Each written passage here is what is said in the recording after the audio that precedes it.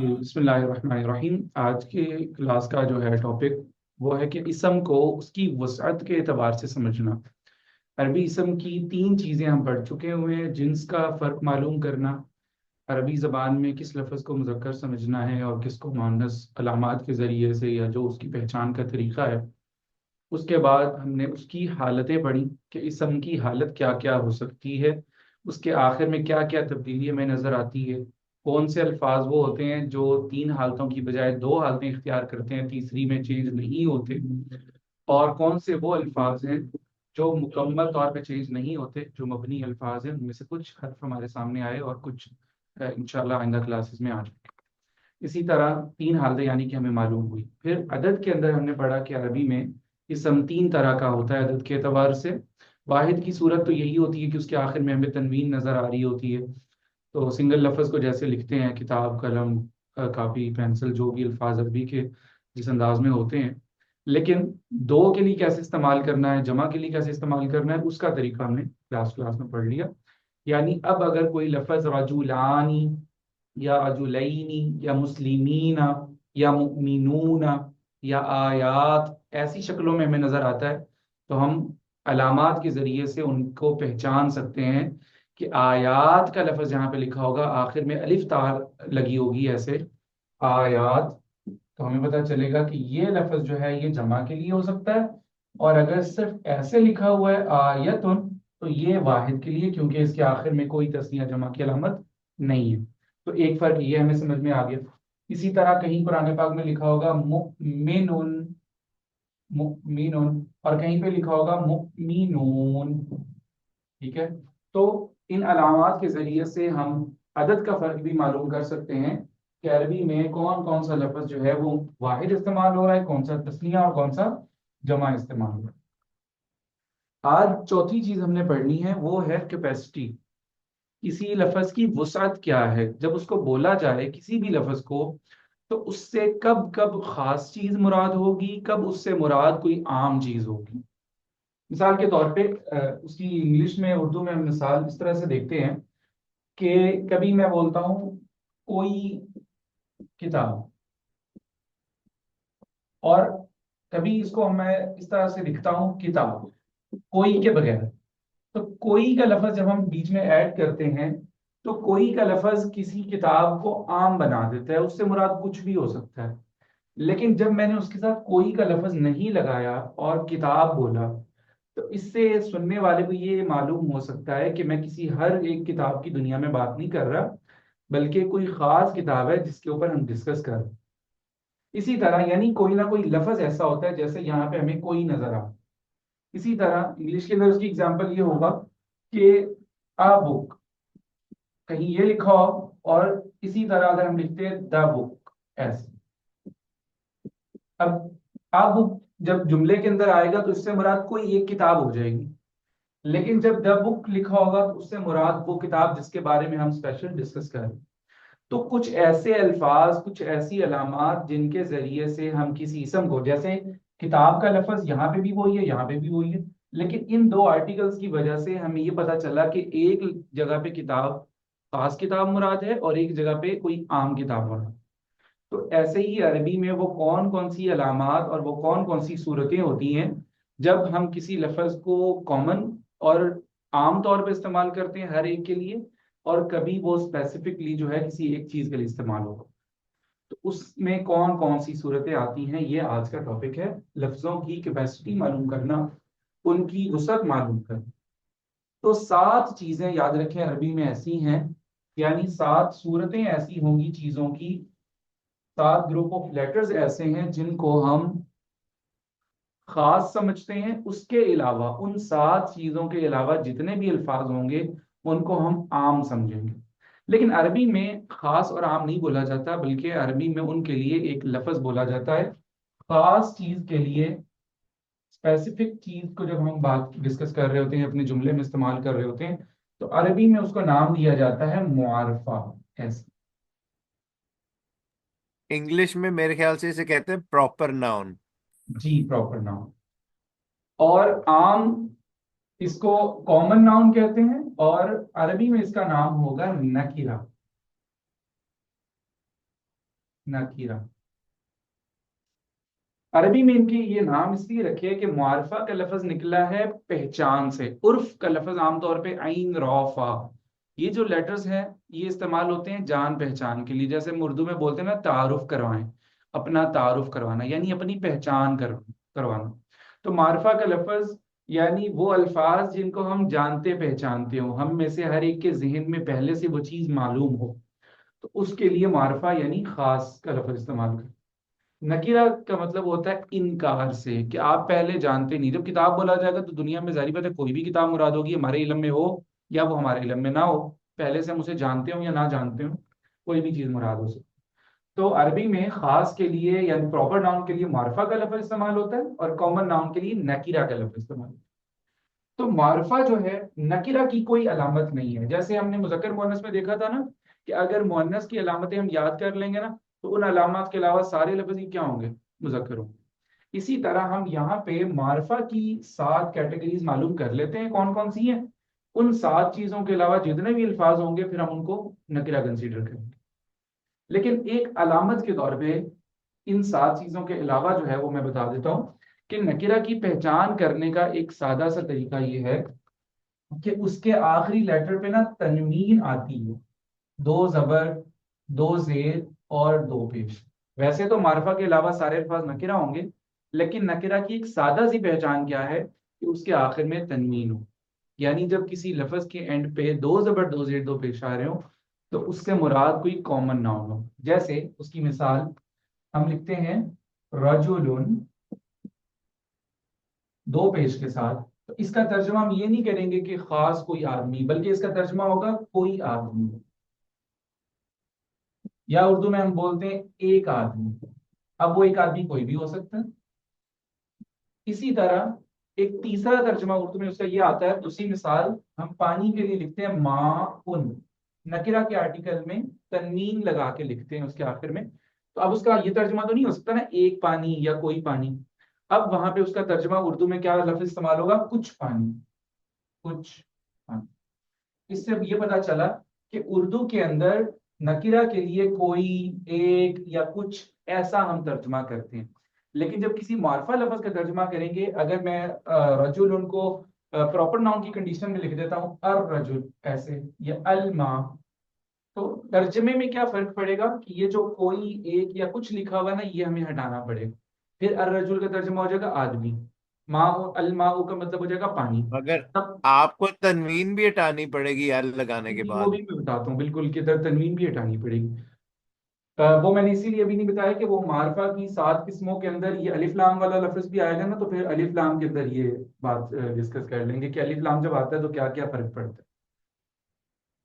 तो तर्जमे के बारे में समझ लीजिए कि तर्जमा में जब वो कोई लफ्ज प्रॉपर नाउन बनेगा, तो फिर कोई, कुछ या एक, जो इस तरह के लफ्ज होते हैं उर्दू में, वो खत्म हो जाए। ठीक है। अब हम मार्फा की 7 किस्में पढ़ते हैं, इनको मुकम्मल तौर पे ही बिठा दें। 7 चीजें कौन कौन सी हैं। नंबर 1, मार्फा में सबसे पहले आते हैं इसमें अलम।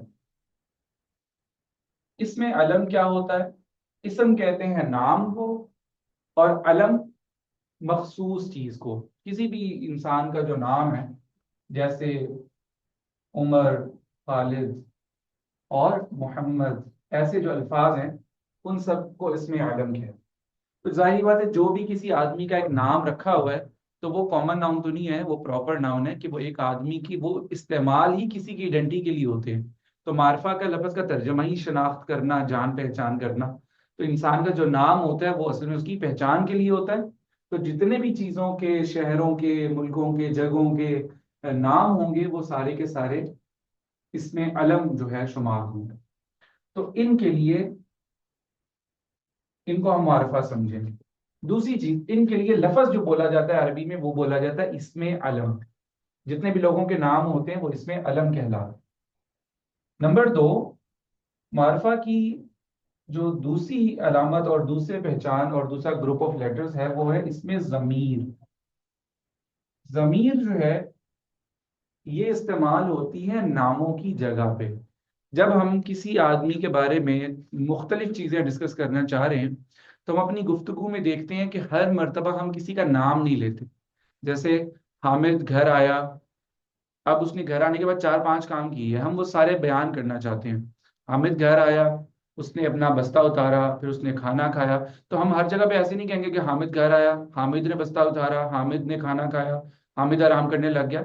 बल्कि गुफ्तगू में हर मर्तबा नाम इस्तेमाल नहीं होता, पहली मर्तबा नाम इस्तेमाल होता है, और उसके बाद गुफ्तगू में ऐसे अल्फाज इस्तेमाल होते हैं जिनके जरिए से हमें पता चलता रहता है कि उसी की बात हो रही है। मिसाल के तौर पे, हामिद घर आया, उसने बैग उतारा, उसने खाना खाया।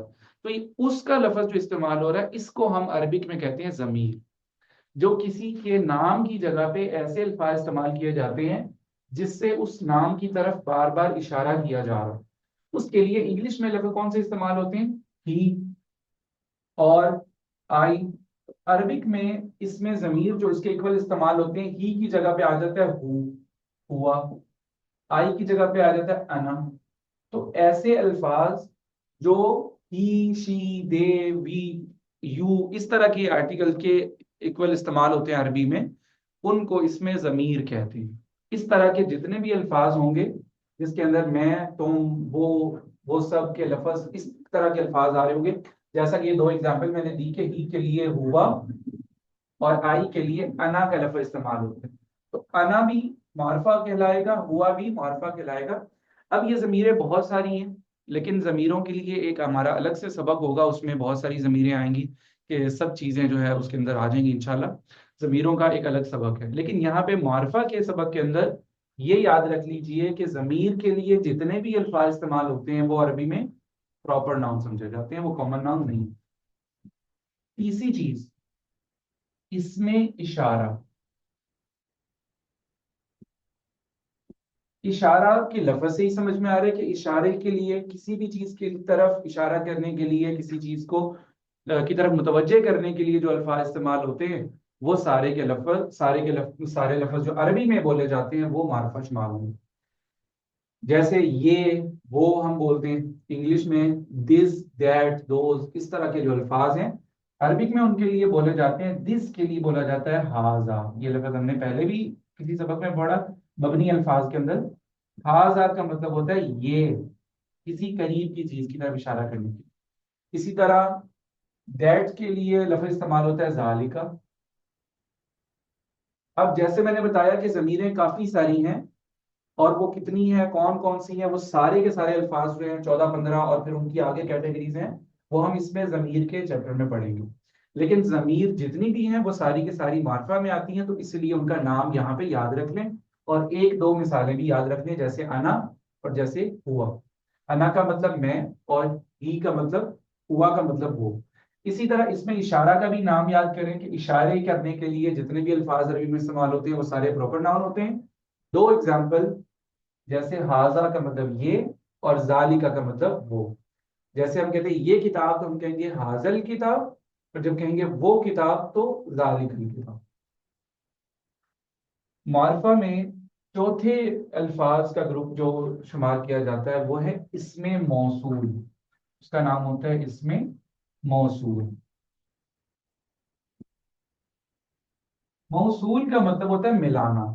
वो सारे अल्फाज जो हम अपनी गुफ्तगू के अंदर जुमलों को मिलाने के लिए इस्तेमाल करते हैं। एक सेंटेंस बोला, उसको दूसरे सेंटेंस के साथ हम मिलाना चाहते हैं, तो उसके दरमियान में कनेक्शन के लिए हम कुछ अल्फाज इस्तेमाल करते हैं। हम कहते हैं कि मेरे पास हामिद मिलने के लिए आया जिसने रमजान में कुरान पाक सुनाया था। अब दो अलग अलग बातें, एक मैं बताना चाहता हूँ कि वो मेरे पास आया, दूसरी बात अलग से है कि उसने रमजान में कुरान पाक सुनाया। लेकिन दरमियान में मैंने एक लफ्ज बोला जिसने। अब जिसने के लफ्ज से मुझे पता चला कि बाद वाला जुमला भी उसी इंसान के लिए बोला जा रहा है जिसके बारे में पहली वाली बात की जा रही है।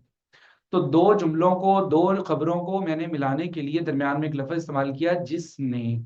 तो ऐसे अल्फाज हम अपनी गुफ्तगू में इस्तेमाल करते हैं, जिसने, जिन्होंने, और जो शख्स ऐसा कर रहा है, तो जो, जिस, जिन्हों, इस तरह के अल्फाज को हम कहते हैं मौसूल अल्फाज, यानी रब्त पैदा करने वाले, मिलाने वाले अल्फाज।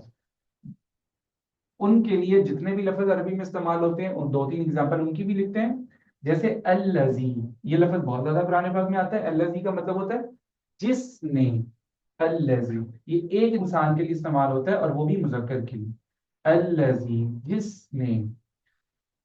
इस तरह उसकी जमा के लिए लफ्ज आता है अल्लजीना, जिन्होंने।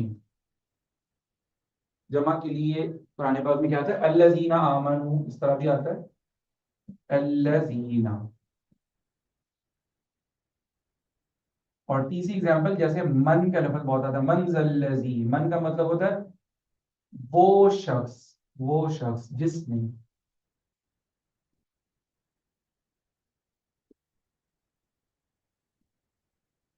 अल्लजीना, जिन्होंने। तो ये अल्फाज हैं इसमें मौसूल के, ये दो तीन एग्जांपल। इसके बारे में भी वही बात है कि इसमें मौसूल के अल्फाज काफी सारे हैं, मुज़क्कर के लिए अलग हैं, मुअन्नस के लिए अलग हैं, वाहिद, तस्निया, जमा में अलग अलग हैं। इसमें मौसूल के लिए अलग से एक क्लास के अंदर ये सारी बातें जो है तफसील से आएंगी जब हम इनके जुमले बनाएंगे। तो अभी ये भी याद रखें कि चार चीजें होगी मार्फा के अंदर। नंबर एक, इसमें अलम, सारे नाम। इसमें जमीर, जो नाम की जगह पे बोले जाते हैं। इसमें इशारा, जो इशारे करने के लिए अल्फाज इस्तेमाल होते हैं। इसमें मौसूल, जो जुमलों के अंदर रब्त पैदा करने के लिए इस्तेमाल होते हैं। नंबर पांच,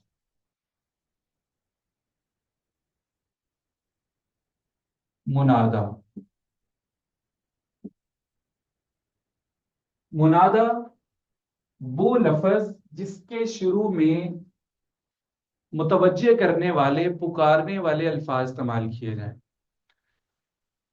किसी को बुलाने के लिए, किसी को पुकारने के लिए जब अल्फाज इस्तेमाल किए जाते हैं, तो जिसको पुकारा जा रहा होता है वो इंसान क्या हो जाता है? मखसूस इंसान बन जाता है। दुनिया में बहुत सारे लोग फिर रहे हैं, लेकिन मैं कहता हूँ कि ए लड़के, तो अब किसी की तरफ इशारा किया जा रहा है और उसको पुकारा जा रहा है, अपनी तरफ मुतवज्जे किया जा रहा है, तो वो इंसान क्या हो जाता है? मखसूस हो जाता है। मैं कहता हूँ कि ए लड़के, तो पहले अगर ए का लफ्ज आप उसके शुरू में ऐड नहीं किया तो लड़के का लफ्ज जब बोला जाएगा तो उससे कोई भी लड़का मुराद हो। लेकिन जब आवाज देने के लिए, मुतवज्जे करने के लिए, पुकारने के लिए हम ए का लफ्ज दरमियान में ऐड करते हैं, शुरू में लगाते हैं, तो अब ए के बाद जिस लड़के का नाम लिया जा रहा है वो कोई आम लड़का नहीं है, बल्कि वो एक मखसूस फर्द बन जाता है जिसको हम पुकार रहे होते हैं। तो मुनादा का मतलब होता है कि वो इसम जिसके शुरू में पुकारने वाला कोई भी लेटर लगाया गया हो। पुकारने के लिए कौन कौन से अल्फाज अरबी इस्तेमाल होते हैं? हर जबान के अपने अपने अल्फाज होते हैं। जैसे हम उर्दू में ए का लफ्ज बोलते हैं या ओ का लफ्ज बोलते हैं, इसी तरह अरबिक के अंदर या का लफ्ज बोलते हैं। जब किसी को बुलाना हो तो या का लफ्ज बोलते हैं। तो या का लफ्ज जब किसी भी इसम के शुरू में लग जाएगा तो वो लफ्ज मार्फा बन जाएगा। अब अगर या शुरू में ना लगा हो, सिर्फ लिखा हो वलद, वलद, तो वलद उनसे मुराद कोई भी लड़का। लेकिन जब उसके शुरू में या, हमने पुकारने वाला लफ्ज ऐड कर दिया या वलद, अब ये वलद उनका लफ्ज जो है इसम ही रहेगा, लेकिन प्रॉपर नाउन बन जाएगा। तो प्रॉपर नाउन बनने की वजह से अब इसको या वलद, तो वलद का लफ्ज देखने में वैसे ही रहा, लेकिन कॉमन नाउन से प्रॉपर नाउन बन गया अरबी। अब इसके बाद तनवीन भी नहीं रहेगी, जैसा कि हम भाई ने इशारा दिया कि वो अलिफ लाम जो है शुरू में आता है तो तनवीन खत्म हो जाती है। इसी तरह जब हुरूफे निदा यानी पुकारने वाले अल्फाज भी शुरू में आते हैं तो तनवीन खत्म हो जाती है। तो या वाला दू फिर बन जाएगा और ये कॉमन नाउन से प्रॉपर नाउन बन जाएगा। नंबर छह, छठी चीज, वही अलिफ लाम जो हमने शुरू में पढ़ा, इसको बोलते हैं मुअर्रफ बिल्लाम। इसके बारे में बिल्कुल शुरू शुरू में भी हमने एक मरतबा पढ़ा था। मुअर्रफ बिल्लाम, ऐसा कोई भी कॉमन नाउन जिसको हमने, जो इसमें अलम, इसमें जमीर, इशारा, मौसूल और मुनादा के अलावा है और कॉमन नाउन है, खुद हम उसे प्रॉपर नाउन बनाना चाहते हैं, तो हमारे पास कौन सी ऐसी अलामत है जो हम उसके शुरू में लगा दें तो वो प्रॉपर नाउन बन जाए? उस वो है लाम तारीफ, एक ऐसा अलिफ लाम कि जो हम किसी भी कॉमन नाउन के शुरू में लगाते हैं तो वो गोया कि उसको प्रॉपर नाउन बनाने के लिए एक अलामत के तौर पे इस्तेमाल हो। जैसे फरस, जमल, ये लफ्ज हमने कल पढ़े, जमल उन कहते ऊंट। अब उसके शुरू में अलिफ लाम लगा दिया तो अब वो एक स्पेसिफिक ऊंट बन गया, मखसूस चीज बन गई। फरसुन, दुनिया में कोई भी घोड़ा। अल फरस, एक मखसूस घोड़ा जिसके बारे में बात की जा रही है। तो किसी भी कॉमन नाउन को प्रॉपर नाउन बनाने के लिए उसके शुरू में अलिफ लाम लगाया जाता है, और इस अलिफ लाम के भी दो हिस्से हैं। अलिफ जो है वो हमजातुल वसल है, यानी सिर्फ रब्त पैदा करने के लिए, सिर्फ जोड़ने के लिए आ रहा है। अगर इससे पहले कोई और लफ्ज आ जाएगा तो दरम्यान में अलिफ पढ़ने में नहीं आएगा। असल जो मार्फा बनाने के लिए लफ्ज इस्तेमाल हो रहा है वो है लाम। अल फरस, अल जमल, इसको कहते हैं लाम तारीफ। यानी मार्फा बनाने के लिए जो लाम इस्तेमाल होता है इसको लाम तारीफ कहते हैं। इस लाम तारीफ का एक दो असर भी होते हैं जुमले के ऊपर, लफ्ज के ऊपर। वो ये होते हैं कि ये आखिर में से तनवीन को खत्म कर देता है। क्योंकि कॉमन नाउन की पहचान ही क्या है, मैंने बताया कि उसके आखिर में दो जबर, दो जेर और दो पेश लगे होते हैं। तो जब हम एक कॉमन नाउन को प्रॉपर नाउन बना रहे हैं तो हमें तनवीन भी हटानी पड़ेगी। जब हम उसके शुरू में अलिफ लाम लगाएंगे तो आखिर में अगर दो जबर दो जेर आ रही है तो उसको खत्म करके सिंगल हरकत लगा देंगे, सिर्फ एक जबर एक जेर एक पेश। कभी कभी आप देखेंगे कि इसमें अलम के आखिर में तनवीन लगी होती है, जैसे मुहम्मदन मुहम्मदुन। अब वहां पे ये चीज नहीं चलेगी कि वो इसमें अलम मारफा होते हैं किसी का नाम, तो उसके आखिर में तनवीन क्यों आ गई। अरब इसमें अलम के आखिर में तनवीन इस्तेमाल करते हैं, क्योंकि वहां पे अगर तनवीन लगी भी हो तो किसी को शुबा नहीं होगा कि ये लफ्ज कॉमन नाउन बन गया, क्योंकि नाम इतना वाज़ेह होता है प्रॉपर नाउन कि चाहे उसके ऊपर तनवीन भी आ जाए कोई फर्क नहीं पड़ता। लेकिन अलिफ लाम चूंकि एक अलामत के तौर पे है, तो अगर नकिरा और मार्फा दोनों की अलामत लगा देंगे तो फिर इंसान कंफ्यूजन का शिकार हो जाएगा कि अब कॉमन नाउन की अलामत भी यहाँ पे लगी हुई है, प्रॉपर नाउन की अलामत भी लगी हुई है, तो हमें इसको किस तरह से तर्जमा करना और किस तरह से जुमले के अंदर इस्तेमाल करना। लेकिन इसमें अलम जो होता है वो इतना वाज़ेह होता है किसी का नाम कि उसके ऊपर अरब तनवीन इस्तेमाल करते भी हैं, लेकिन उससे जुमले के अंदर नाउन प्रॉपर नाउन का कोई फर्क नहीं पड़ता। लेकिन यहाँ पे तनवीन का हटाना जरूरी हो।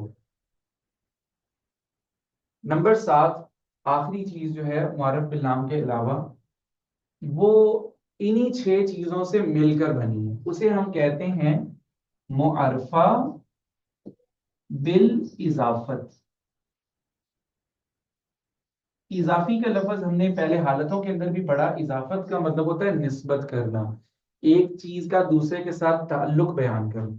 और मार्फा का मतलब होता है मार्फा, कोई भी ऐसा लफ्ज जो कॉमन नाउन था, हमने ऊपर वाली जितनी भी सूरतें हैं इसमें अलम जमीर इशारा मौसूल मुनादा वगैरह, हमने किसी भी कॉमन नाउन को पकड़ा और उसकी निस्बत इन 5-6 चीजों की तरफ कर दी, तो वो लफ्ज भी इनके साथ जुड़ने की वजह से प्रॉपर नाउन बन जाएगा।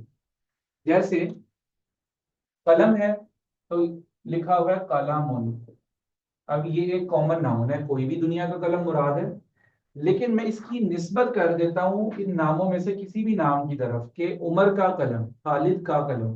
तो का के की का लफ्ज जब बीच में ऐड होगा एक निस्बत पैदा हो जाएगी, ताल्लुक पैदा होगा, तो ये कलम का लफ्ज भी मार्फा कहलाएगा, फिर ये कॉमन नाउन नहीं कहलाएगा।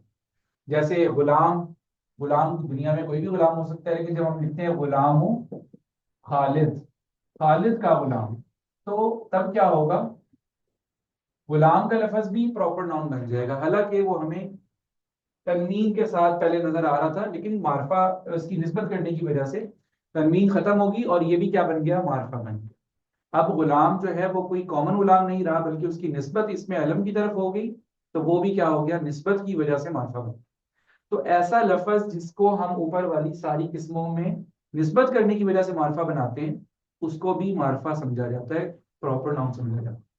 जमीर की तरफ निस्बत करने की मिसाल, जैसे नाम की जगह पे आप जमीर लिखते हैं, कलमु हुआ उसका पेन, तो उसका पेन, तो आपने जमीर की तरफ निस्बत कर दी तो भी वो कलम क्या बन गया, प्रॉपर नाउन बन गया। आप इशारा कर दें हाजल कलम, तो हाजा का लफ्ज तो पहले ही मुअर्रफ है, इशारा करने के लिए जो वर्ड इस्तेमाल हो रहा है वो वर्ड तो पहले ही मुअर्रफ है, लेकिन जिस चीज की तरफ इशारा किया जा रहा है वो चीज भी प्रॉपर नाउन बन जाएगी। इसी तरह अल्लजी, अल्लजी के बाद आप किसी का नाम ऐड कर देते हैं कि वो शख्स जिसने ये किया, तो अब जिसने ये किया, तो ये वाला लफ्ज जो ताल्लुक बयान करने के लिए इस्तेमाल हो रहा है वो लफ्ज तो पहले ही क्या है, मार्फा है, लेकिन आगे जिस इंसान की बात की जा रही होगी वो इंसान का लफ्ज भी क्या हो जाएगा, प्रॉपर नाउन बन जाएगा, अल्लजी की वजह से, इसकी तरफ निस्बत करने की वजह से। इसी तरह यहाँ पे मुनादा के अंदर भी मैंने बता दिया कि ये या का जो लफ्ज है पुकारने वाला, ये लफ्ज भी मार्फा है, और जिसको पुकारा जा रहा है वो भी प्रॉपर नाउन। क्योंकि उसकी निस्बत पुकारने वाले अल्फाज की तरफ। और मअरफ बिल लाम जो है ये तो खास लफ्ज है, इसकी तो अलामत की पहचान ही क्या है, मअरफ बिल लाम। तो इन 7 कैटेगरीज के अलावा फिर जितने भी अल्फाज होंगे वो मार्फा नकिरा कहलाएंगे। और उनकी पहचान उर्दू के अंदर ये है कि उसके साथ कुछ कोई एक के लफ्ज इस्तेमाल हो रहे होंगे, और अरबी के अंदर उसकी पहचान ये है कि उसके आखिर में तन्वीन आ रही होगी, और वो इन 7 चीजों के अलावा होगी। क्या ये जो मुअर्रफ बिल लाम है, इसके बारे में एक उसूल और आप देखेंगे बहुत ज्यादा देखने को मिलता है कुरान पाक के अंदर। वो ये है कि जैसे यहाँ पे मैंने लिखा अल फरस अल जमल, यहाँ पे एक बात तो ये बताई कि हमजा जो इसके शुरू में आ रहा है ये हमजातुल वस्ल है। जब इससे पहले कोई लफ्ज ऐड होगा तो दरमियान में अलिफ पढ़ने में नहीं आएगा, हम पीछे आने वाले लफ्ज को डायरेक्ट लाम के साथ मिला के पढ़ेंगे।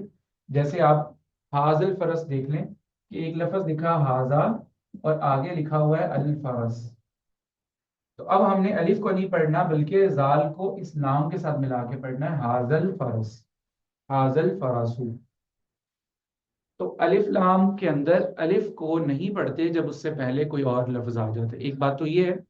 दूसरी बात यह है कि कभी कभी ऐसे होता है कि इससे पहले आने वाले लफ्ज को लाम के साथ भी नहीं मिलाते, बल्कि लाम को भी स्किप करके डायरेक्ट इस लफ्ज को असल लफ्ज के पहले हर्फ के साथ मिलाते हैं। इसके अंदर असल लफ्ज तो फरस है ना, फा रा सीन। अलिफ लाम तो उसकी अलामत के तौर पे आ रहा है। जो इसके हरूफे असली हैं वो तो है फा, रा और सीन। तो बाज औकात ऐसा भी कुरान पाक में हमें देखने में मिलता है कि एक प्रॉपर नाउन लफ्ज है जिसके शुरू में अलिफ लाम लगा हुआ है, लेकिन जो उससे पहले वाला लफ्ज है वो लाम के साथ मिलने की बजाय डायरेक्ट लफ्ज के पहले हर्फ के साथ मिल रहा होता है। ऐसा क्यों होता है? उसकी मिसालें अस्माउल हुस्ना के अंदर बहुत ज्यादा हैं। कुरान पाक में आता है ना, अंतल अजीजुल हकीम, अंतत तव्वाबुर रहीम, या अल्लाह आप बहुत ज्यादा तौबा को कबूल करने वाले हैं, आप बहुत ज्यादा रहम करने वाले हैं। तो उसमें आप देखें अंता का लफ्ज, अंता, अंता का मतलब होता है आप, यानी तू। एक लफ्ज मुखातब के लिए, वाहिद के लिए इस्तेमाल होता है, और ये भी जमीरों में शुमार है, यू का इसका तर्जुमा होता है अंता, तू। अब हम अल्लाह ताला के नाम जो हैं अल अफू, अत तव्वाब और रहीम, इसके आगे ऐड करके देखते हैं कि जब ये लफ्ज आएगा ना, अंतल अफू, अफू का मतलब होता है माफ करने वाला, अंतल अफू। अब आप यहाँ पे देखें कि अल अफू के अंदर हमने ता को लाम के साथ मिलाया, अंतल अफू। लेकिन दूसरे लफ्ज के अंदर देखें, तौबा कबूल करने वाला, अंता के बाद हम लिखते हैं अत। अब यहाँ पे लिखा होगा अन, लाम साकिन ही रहेगा, लेकिन ता को इस ता के साथ मिला के पढ़ेंगे अंतत तव्वाबु। तो ये चीज ऐसा क्यों होता है कि कभी कोई लफ्ज लाम के साथ मिल रहा है और कभी लाम को स्किप करके आगे पहले वाले हर्फ के साथ मिल रहा है, अंतल अफु और अंतत तव्वाब। तो ऐसा क्यों होता है कि जिन अल्फाज के शुरू में अलिफ लाम मुआरफा बनाने के लिए लगाया होता है और हम उससे पहले कोई और लफ्ज लगाते हैं, तो कभी कभी वो मुआरफा के लाम के साथ मिल रहा होता है, कभी लाम के साथ नहीं मिल रहा होता। ऐसा क्यों होता है? अरबी के अंदर कोई भी लफ्ज जिस हर्फ से शुरू होता है, जैसे अल अफूफ का लफ्ज आइन से शुरू हो रहा है, अत्तवाब का लफ्ज ता से शुरू हो रहा है, अल फरस का लफ्ज फा से शुरू हो रहा है, तो अरबी में इन सारे लफ्जों को ना 2 हिस्सों में तकसीम किया जाता है। वो कहते हैं कि आधे लफ्ज यानी 50% अल्फाज अरबी में ऐसे हैं जो हुरूफे कमरी से स्टार्ट होते हैं। उनका नाम उन्होंने ये रख दिया, उन्होंने कहा कि इस रूल की वजह से, ये जो अंतल अफूब और अंतल तवाब का एक रूल मैंने बताया कि कभी लाम से मिलता है लफ्ज, कभी लाम को स्किप करके अगले हर्फ से मिलता है, तो इस रूल की बिना पे उन्होंने सारे अरबी लफ्जों का ना 2 हिस्सों में डिवाइड कर दिया। 50% अल्फाज जो है उनका नाम उन्होंने रख दिया कमरी, और 50% अल्फाज उनका नाम रख दिया शमसी। और 14 लेटर, क्योंकि 28 लेटर्स हैं, 14 लेटर्स का नाम रखा कमरी हरूफ, 14 लेटर्स का नाम रखा शमसी हरूफ। अब उन्होंने ये कहा कि अरबी में जितने भी लफ्ज इस्तेमाल होते हैं, अगर वो कमरी लेटर से स्टार्ट हो रहे हो तो हम वहां पे लाम को पढ़ेंगे, पीछे वाले लफ्ज को लाम के साथ मिलाएंगे। और वो 14 लेटर्स जो शमसी लेटर्स से स्टार्ट हो रहे होंगे, वहां पे हम लाम को स्किप करके पहले हरफ के साथ मिला देंगे। अब वो कौन से खमरी हरूफ हैं, वो यहाँ पे मैं लिख देता हूँ। शमसी हरूफ के अंदर आते हैं ता, ता, दाल, जाल, रो, जा। ये तरतीब सारी वही है जो कायदे के अंदर लिखी होती है, दाल, जाल, रो, जा, सीन, शीन, वही है। दाल, जाल, रो, जा, सीन, शीन, सौर, जोर, तो, जोर, और तो जोर के बाद लाम और नून। यहां से लेकर दाल से लेकर तो ज़ौ तक ना सारे तरतीब से ही है, कायदे में भी इसी तरतीब से लिखे होते हैं। सिर्फ शुरू वाले दो लेटर्स और आखिर वाले दो लेटर्स जो है वो अलग अलग हैं। इनका नाम रखा जाता है हुरूफ शमसी। इनके अलावा जितने भी हैं वो फिर हुरूफ कमरी हैं। आप इन दोनों में से कोई एक याद कर लें, लेकिन शमसी को याद रखना ज्यादा इजी है, क्योंकि शुरू में ता और सा, और उसके बाद दाल से लेकर ज़ौ तक सारे तरतीब से, दाल, जाल, रोजा, सीन, शीन, सौद, जौ, तौज़ा, और आखिर में लाम और नून। ये 14 हरूफ जो हैं, इनको कहते हैं हुरूफ शमसी। अगर कोई भी अरबी जुबान का इसम इन 14 हरूफ से शुरू हो रहा होगा, तो वहां पे आप लाम तारीफ में नहीं पढ़ेंगे।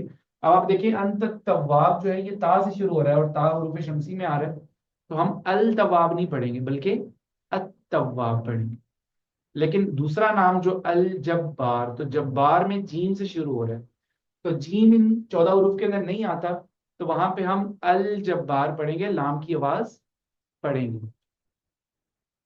ये हरूफ शमसी और कमरी का फर्क और इनको पढ़ने का तरीका समझ में आ गया सही तरह?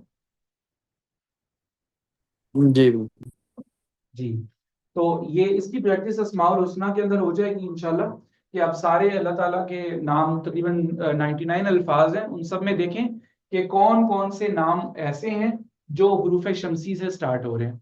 तो वहां पे जो शुरू में अलिफ लाम लगा हुआ है, तो उनमें लाम को नहीं पढ़ेंगे, पीछे वाले लफ्ज को। अब अंता की एग्जांपल ही ले लें, अंतल अफू, अंतर रऊफ, अंतर रहमान, अंतर रहीम। तो वहां पे देखते जाएं कि रॉ जो है इसके अंदर आ रहा है उर्फ शमसी में, तो अर रहमान हम बोलते हैं, अल रहमान नहीं बोलते।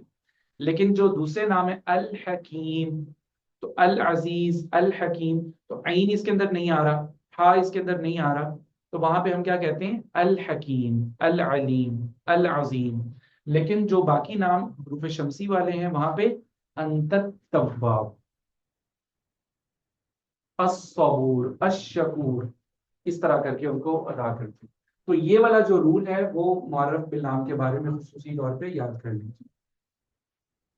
अब आप पहचान कर सकेंगे इंशाल्लाह कि अरबी जबान में कोई भी लफ्ज जो है वो इन 7 चीजों के अंदर अगर नजर आ जाए, तो उनको हम प्रॉपर नाउन समझेंगे। इनके अलावा जो अल्फाज हैं उनको कॉमन नाउन समझेंगे। तो अब ये चारों चीजें मुकम्मल होगी बेसिकली, जो हमें हर इसम के बारे में पता होनी चाहिए। अगर किसी आदमी को ये 4 चीजें जो है क्लियर हो, कि वो उनकी वसअत भी मालूम कर सके, किसी इसम की जिन्स भी मालूम कर सके, उसके अदद की पहचान भी कर ले, और उसकी हालत की पहचान भी कर ले, तो अच्छे तरीके से वो तमाम अरबी अल्फाज को समझ सकता है, उनका दुरुस्त तर्जुमा कर सकता है इंशाल्लाह। इंशाल्लाह जी। जज़ाकल्लाह खैर। कोई क्वेश्चन पूछना है आपने, या समझ में आ गया? सही है, बिल्कुल सही। जज़ाकल्लाह खैर। जज़ाकल्लाह। अल्लाह हाफिज़।